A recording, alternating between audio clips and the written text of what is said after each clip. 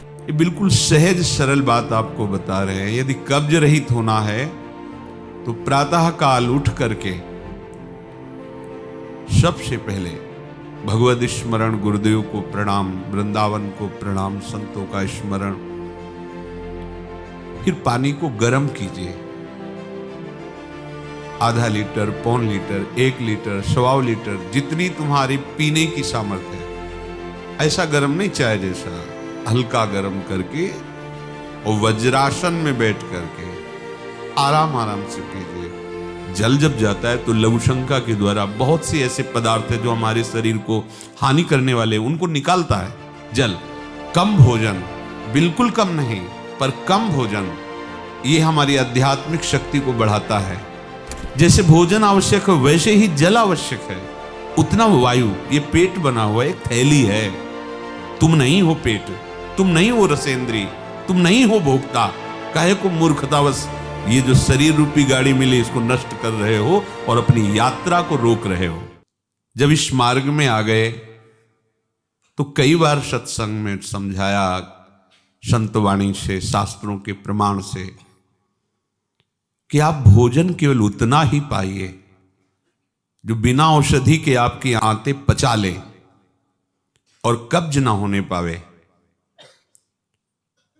यदि आप रसेंद्री के स्वाद के वशीभूत होकर के प्रसाद खूब ग्रहण कर लिए, वातों की सामर्थ्य नहीं है, क्योंकि आप क्रियारत नहीं हैं। अब अभी आपको 8-10 घंटे बराबर क्रिया करनी हो तो पच जाएगा गरिष्ठ पदार्थ, पर आपको क्रिया तो करना नहीं है। ऐसी रसेंद्री के स्वाद के वशीभूत होकर अधिक प्रसाद पालेंगे तो आपसे दिनचर्या नहीं होगी, उदास रहेगा मन। कब्ज होने पर भजन में रुचि नहीं रहती, कब्ज होने पर प्रमाद स्थिति रहती है। इसलिए साधक किसी औषधि से कब्ज निवारण का उपाय नहीं है। ये बहुत सावधानी की जरूरत है। ये बिल्कुल सहज सरल बात आपको बता रहे हैं। यदि कब्ज रहित होना है तो प्रातः काल उठ करके सबसे पहले भगवद स्मरण, गुरुदेव को प्रणाम, वृंदावन को प्रणाम, संतों का स्मरण। फिर पानी को गर्म कीजिए। आधा लीटर, पौन लीटर, 1 लीटर, 1.25 लीटर, जितनी तुम्हारी पीने की सामर्थ्य है। रुचि नहीं कह रहे, पी सकते हो। ऐसा गर्म नहीं, चाय जैसा, हल्का गर्म करके और वज्रासन में बैठ करके आराम आराम से पीजिए। 15 मिनट वज्रासन में बैठकर धीरे धीरे पीजिए। थोड़ा टहलिए उस पानी पीने के बाद, फिर सो जाइए। आप अगर 1-2 दिन की बात हो तो आप कि चलो हमें वहां लघुशंका जाना पड़ेगा, पानी नहीं पीते हैं, तो आप बीमार हो जाएंगे। आंतों को जरूरत है मल रहित होने की।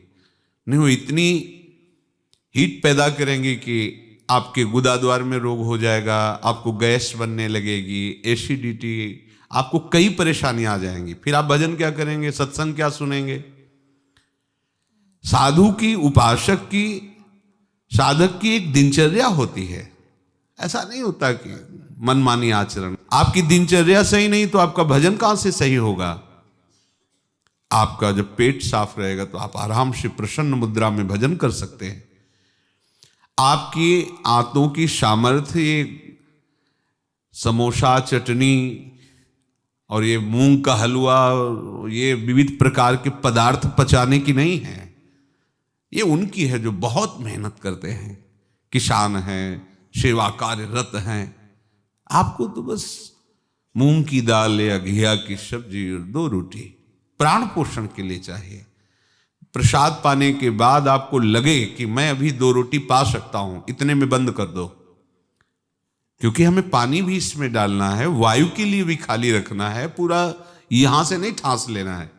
इसके बाद तुम घूमो वैद्यों के पास कि कब्ज है, पेट में गर्मी है, धातु रोग हो गया है, ये सब लक्षण तुम्हारी प्रमाद स्थिति के हैं। मनमानी आचरण,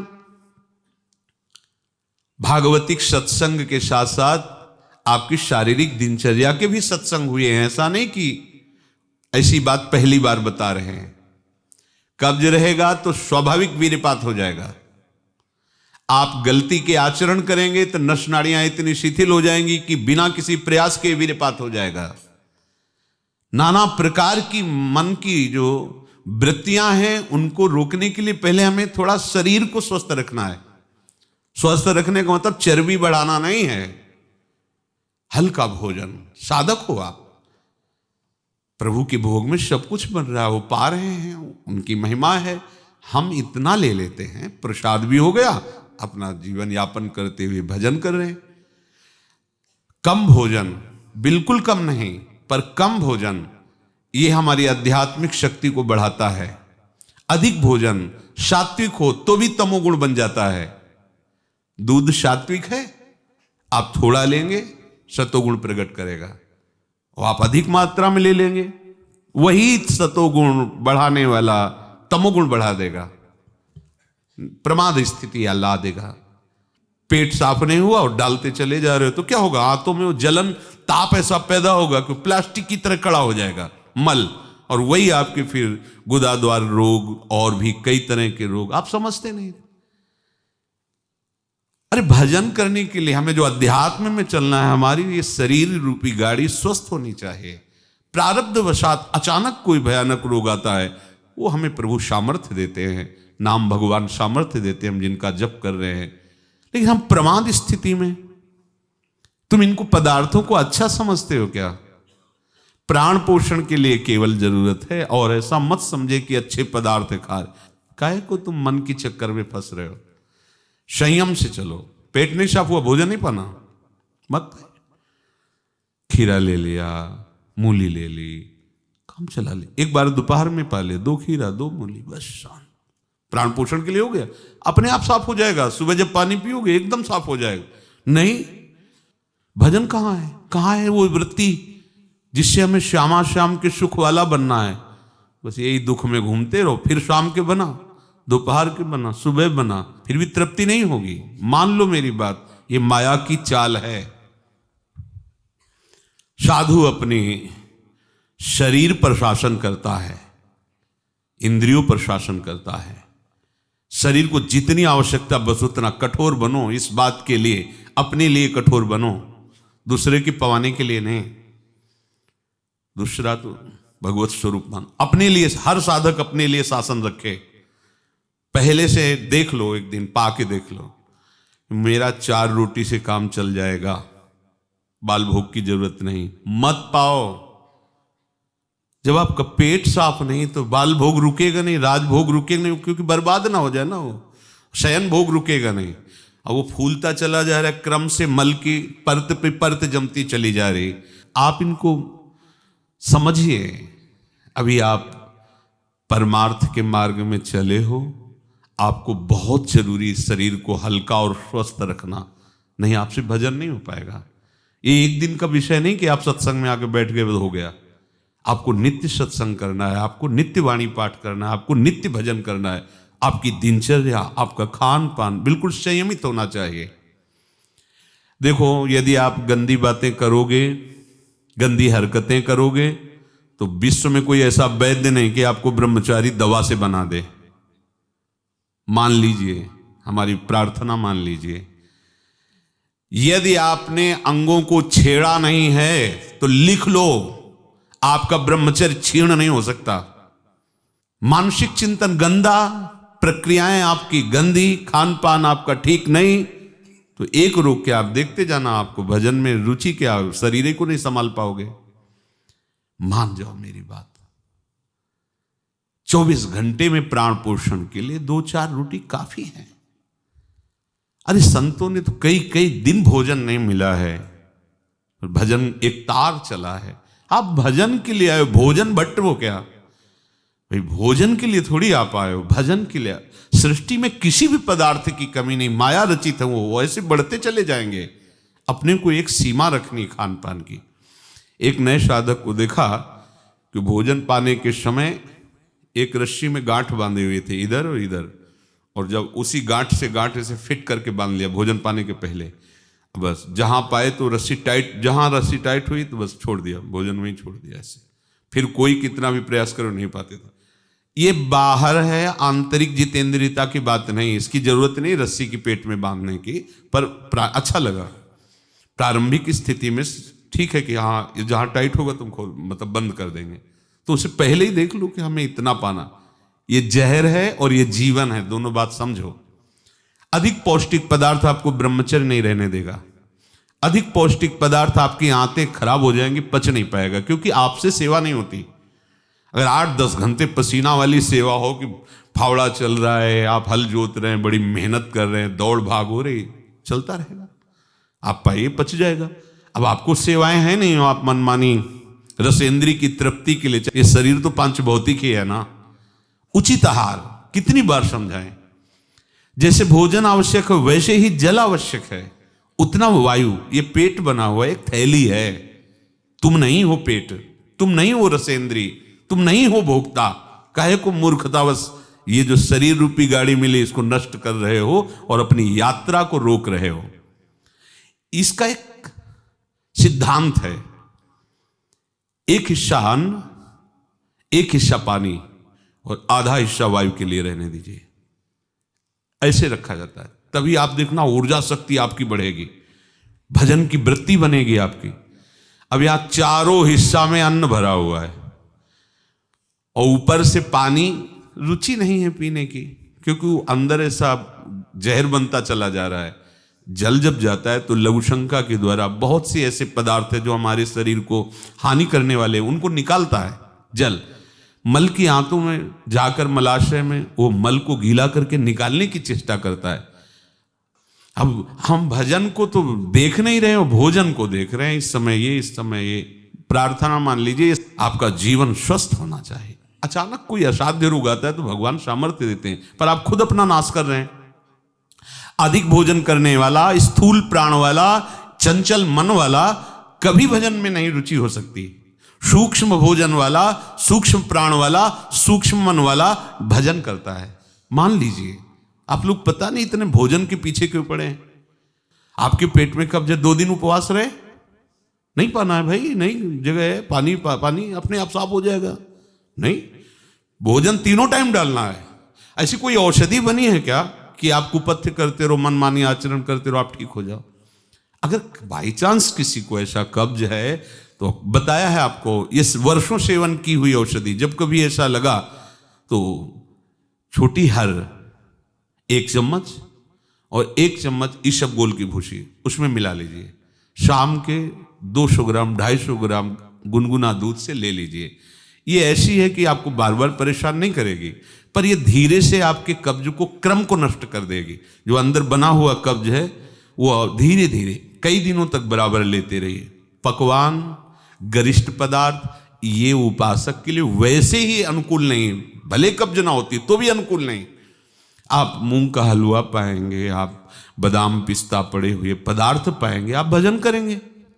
कैसे, मतलब क्या केवल रसेंद्री की तृप्ति ही हमारा उद्देश्य है क्या? कैसे तुम्हें ये बात अच्छी लगती है कि हमें पदार्थ भरपेट पाने? अरे हमें भरपेट भजन करना है। अब वो देखने को नहीं मिलती वो बात जो पुराने साधकों में एक जलन होती है, एक ताप होता है भगवत प्राप्ति के लिए। हर समय भजन के लिए व्याकुल रहता है, उपाय करता रहता है, नई नई युक्तियां सोचता है भजन के लिए।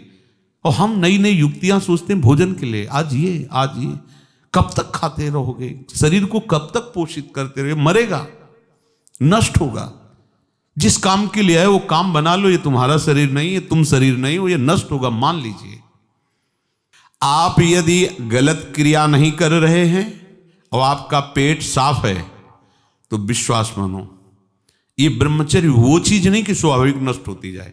जिनको ये है कि होती है, तो यदि 8 दिन में आपने नष्ट किया है और अब आप रोकना चाहते हैं तो वर्षों आप नहीं रोक सकते। वो 8 दिन 10 दिन के अंतर्गत नष्ट होगा, स्वाभाविक नष्ट होगा। अगर आप छेड़ेंगे नहीं तो धीरे धीरे अंतराय बनता चला जाएगा, एक दिन आप ब्रह्मचारी हो जाएंगे। अगर आप कोई ऐसी गलत क्रिया करते हैं, गलत आहार करते हैं, तो ही ऐसा है। नहीं, ये कोई ऐसी नहीं कि स्वाभाविक प्रवाहित होता रहे, ऐसा नहीं।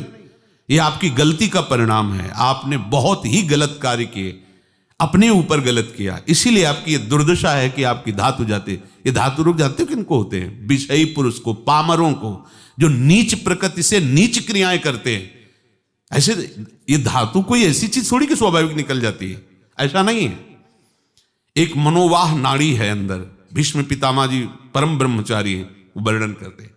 अगर उसको ताप नहीं पहुंचा मनोवाह नाड़ी को तो वीरपात हो ही नहीं सकता। ये तभी पात होता है जब उसका ताप की दो प्रक्रियाएं, पहला चिंतन, दूसरी क्रिया। अगर आपने कामाशक्त होकर चिंतन किया तो कामाग्नि मनोवाह नाड़ी को ताप से युक्त कर देगी। अब वो क्रिया हो ना हो, वो आपका नष्ट हो जाएगा। आपने कोई क्रिया की तो नष्ट हो जाएगा, नहीं कोई सवाल ही नहीं उठता। ये नई नई अवस्था के बच्चे धातु रोग से ग्रसित हो रहे हैं, कमर दर्द कर रही है, आंखों में कम दिखने लगा है, ये परेशानियां वो परेशानियां। इसका कारण आप हैं। आप देखिए ना, इस विषय पर कोई चर्चा नहीं करना चाहता, ना सुनना चाहता है। केवल पशुवत आचरण के लिए छूट मिल जाए बस। सावधान रहिए, ये जीवन खिलवाड़ नहीं, चाहे आप गृहस्थ हो चाहे विरक्त हो। ये जो ब्रह्मचर्य है ये आपको अच्छा गृहस्थ बनाएगा, ये ब्रह्मचर्य आपको अच्छा उपासक बनाएगा। अगर आप इसको यूं ही छीण करते रहे, चाहे गृहस्थ हो या विरक्त हो, तो आप किसी काम के नहीं रह जाएंगे। ध्यान रखना, किसी काम के नहीं रहे। कुछ दिनों के बाद आपके शरीर में जगह जगह पीड़ाएं होने लगेंगी, चिंतन आपका सामर्थ्यशाली नहीं रह जाएगा, स्मृति शक्ति आपकी लोप होने लगेगी, और जिसे आज की भाषा में डिप्रेशन कहते हैं उसके शिकार हो जाओगे। देख लेना, आप देख लेना, मान लेना। ब्रह्मचर्य ऐसी सामर्थ्यशाली, एक बार श्लोक बोलो कंठस्थ हो जाएगा। अगर शरीर स्वस्थ है, कोई अन्य औषधियां या अन्य इस तरह के विकारात्मक पदार्थ अंदर नहीं जाते, और ब्रह्मचारी तो एक बार पूरी बात बोल लो, चाहे जब सुन लेना हो, जीवन में सुनाई दे देगी। आपको स्मृति नहीं, प्रभु की स्मृति नहीं, आपको अपनी दिनचर्या की स्मृति नहीं। साधक का दर्शन मात्र सुख प्रदान करता है। कैसा स्वरूप होता जा रहा है, कैसी आपकी भावना बनती जा रही, कैसी आपकी दिनचर्या होती जा रही, कभी लौट कर देखो ना अपने जीवन में। सबसे प्रार्थना है, केवल प्राण पोषण के लिए ही भोजन है, स्वाद के लिए नहीं है। ये इंद्रियों के विषयों में मत फंसो। कुछ दिन तो आप ऐसा करके देखो। अब ऐसा भी नहीं कि हट करके आप शरीर को नष्ट करने वाला चेष्टा शुरू कर दो, वही आधी रोटी पाएंगे या ऐसा नहीं, तो कई दिन चलेगा। युक्ताहार विहार से उचित भोजन करो। कई बार कहा है, शरीर को यदि कमजोरी महसूस हो रही तो दूध ले लिया, नहीं महसूस हो रही तो हाथ जोड़ दिया। नहीं आवश्यकता नहीं, जब होगी तो ले लेंगे, घर ही तो है ना। आवश्यकता है फल ले लीजिए, नहीं आवश्यकता है नहीं डालेंगे शरीर में। फल क्यों डालें, जरूरत नहीं तो हम क्यों डालें। जितनी आवश्यकता उतना भोजन पाया, नहीं तो राधे श्याम और पाइए आप। हमारा एक बार से काम चल जाता, भोजन से नहीं पाना 3 बार, बाल भोग राज भोग, सब क्यों आप इस पे परेशान हो रहे। ऐसी ये दिनचर्या आप लोगों की कोई भी हो ठीक नहीं है। आप भगवदाकार वृत्ति नहीं कर पाएंगे। वृत्तियां तो वही, चाहे शरीर में लगा लो चाहे प्रभु में लगा लो।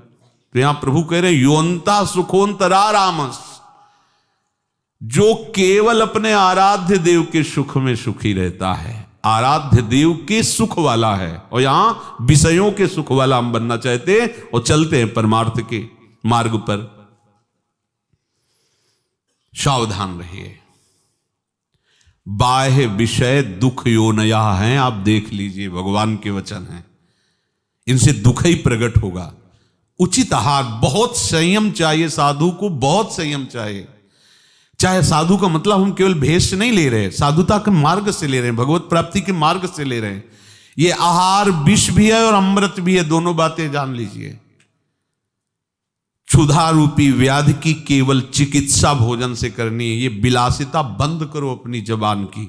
बनने को सृष्टि में सब कुछ है, सब कुछ के भोक्ता हो क्या तुम? ऐसे श्री जी की रसोई में सब कुछ बन रहा है, तुम सबके भोक्ता हो क्या? प्रसाद में वो देखा, जो हमारी आते पचा सकती, थोड़ा डालो, रात दिन भजन में रहो। जो अधिक भोजन करने वाला है वो मानसिक निरंतर नाम जप नहीं कर सकता, पक्का नहीं कर सकता। बातें बनाने से नहीं होती, जब मार्ग में चला जाता है तब पता चलता है। अगर आप अभी सावधान नहीं हुए तो आगे चलकर आपका शरीर और गिरेगा, अवस्थागत और भी रोग आ सकते हैं। फिर आप क्या करेंगे? मन प्रभु में नहीं लगाए तो फिर आप क्या करेंगे? गया ना जीवन। हमें वर्तमान में अपनी साधना का फल देखना है। आगे भगवत प्राप्ति होगी, प्रेम में डूबेंगे, वो प्रभु जाने। हमें वर्तमान में ये फल देखना है कि मेरा हर समय भजन होता है कि नहीं होता। जो उपासक केवल भगवत सुख में मगन रहता है, हमारा सबसे बड़ा साधन का फल है स्मृति। निरंतर हमारा चिंतन, चेष्टाएं, मनन, कथन, श्रवण मेरे प्रभु का ही होता है कि नहीं। प्रमाद स्थिति वाला कर सकता है। पेट बढ़ता चला जा रहा है, चर्बी शरीर की बढ़ रही, उठने झुकने में परेशानी, भजन करोगे? ये ऐसा क्यों हो रहा है? बिना आहार के हो रहा है क्या? अभी चलो आप ठीक से, अभी सूख जाओगे, अपने आप सही हो जाओगे, तुमको कोई दवा खाने की जरूरत नहीं है। आपका तप बढ़ेगा, आपकी पवित्रता बढ़ेगी, आपका तेज बढ़ेगा, आपका भजन बढ़ेगा। अल्पाहार करो, शांत प्रसन्न रहोगे। देखो ना, जब पेट साफ हो और शरीर स्वस्थ हो, शांत एकदम, मन बुद्धि एकदम सतोगुण में स्थित है, आनंद आ रहा है।